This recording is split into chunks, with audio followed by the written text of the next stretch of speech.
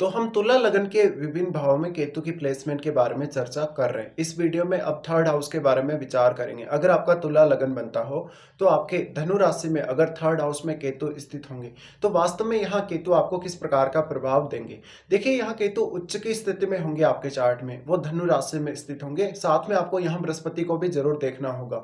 अक्सर हम ये मानते हैं कि थर्ड हाउस में अगर केतु हो तो जातक को ज्यादा मेहनत करनी होती है, ज्यादा हार्डवर्क करना होता है और उसको रिश्तों को लेके उतना अच्छा केतु यहाँ नहीं होगा।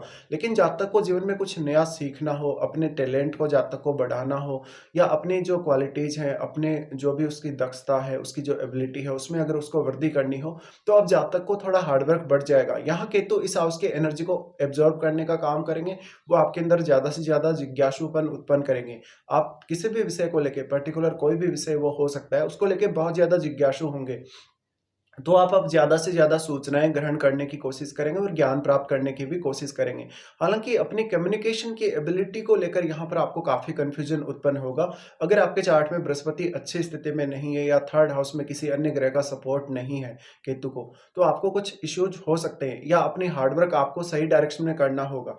तो कोई भी काम जिसके लिए आप बहुत ज़्यादा हार्डवर्क करने जा रहे हैं या कोई भी साहसिक कदम आप अपने जीवन में उठाने जा रहे हैं, तो इस केतु का बहुत बड़ा रोल होने वाला है। इसके साथ-साथ अपने थर्ड हाउस से जुड़े हुए रिश्तों, जैसे आपके पड़ोसी, आपके रिश्तेदार या आपके भाई-बहन, उनसे किसी भी प्रकार की आपको अपेक्षा नहीं होनी चाहिए। इस प्रकार का केतु है, तो आपको ज़्यादा से ज़्यादा खुद में इतना ज़्यादा सक्षम होना चाहिए कि आपको किसी की हेल्प की आवश्यकता ना पड़े किसी भी काम में।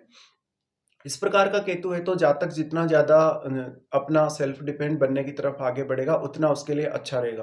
केतु की इस प्लेसमेंट की वजह से अक्सर आपको जो मेहनत है वो सही डायरेक्शन में करना होगा।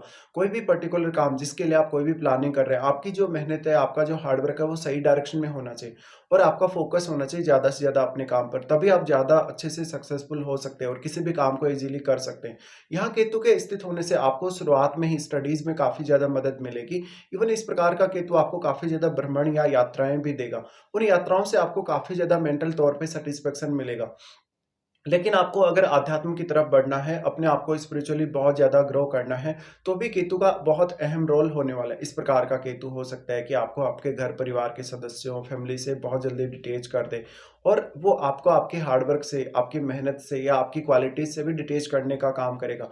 इसलिए अब आपको अपनी क्वालिटीज़ को समय-समय पे इम्प्रूव करते रहना बहुत ही ज़्यादा ज़रूरी हो जाएगा। केतु की इस प्लेसमेंट की वजह से अक्सर आपको जीवन में कुछ उतार-चढ़ाव भी देखने को मिलेंगे। उनको मेंटेन करने के लिए या उनको हैंडल करने के लिए अब आपको ज़्यादा मेहनत करना होगा।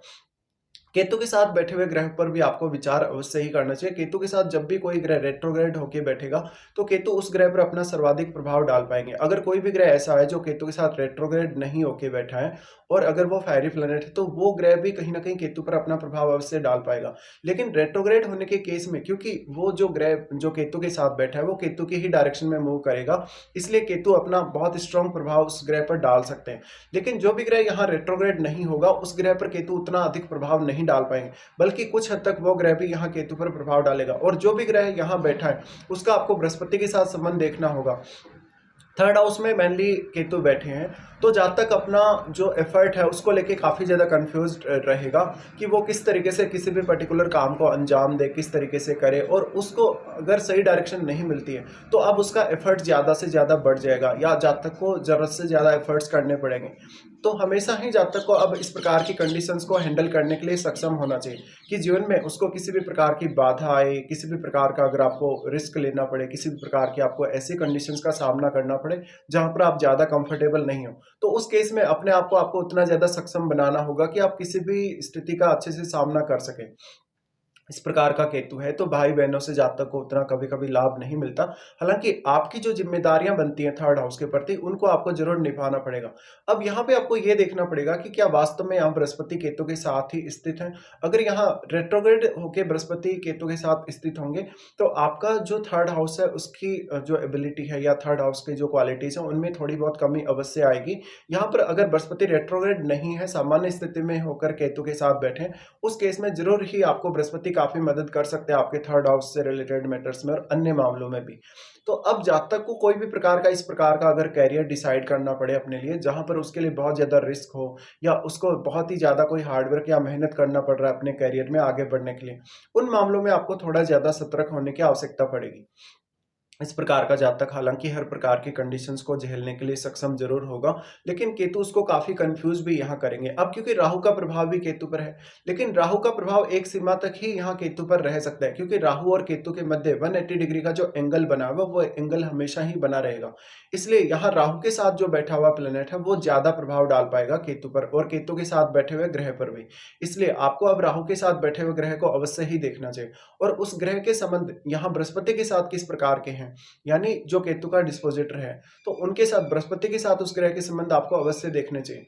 इसके साथ-साथ वो ग्रह जो राहु के साथ बैठा है, क्योंकि राहु के साथ होने की वजह से वो ग्रह काफ़ी ज़्यादा मल्टीप्लाई हुआ है, उसकी जो क्वालिटीज़ हैं वो बहुत ज़्यादा मल्टीप्लाई हुई हैं। तो जातक को कहीं न कहीं उस ग्रह का काफ़ी स्ट्रॉन्ग इम्पैक्ट केतु पर और केतु के साथ बैठे हुए ग्रह पर ज़रूर ही देखने को मिलेगा।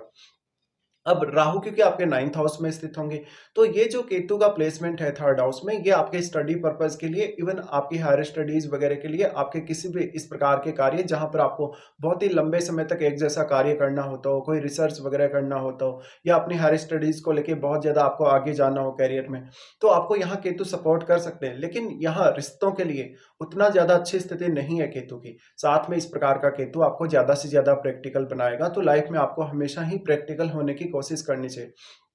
इस प्रकार का केतु वास्तव में आपको काफ़ी ज़्यादा जिज्ञासु बनाता है और जितना ज़्यादा आप जिज्ञासु होते जाते हैं, उतना ही ज़्यादा आप में स्टडी करने की या कुछ नया जानने की जो प्यास है, वो और जगती जाती है।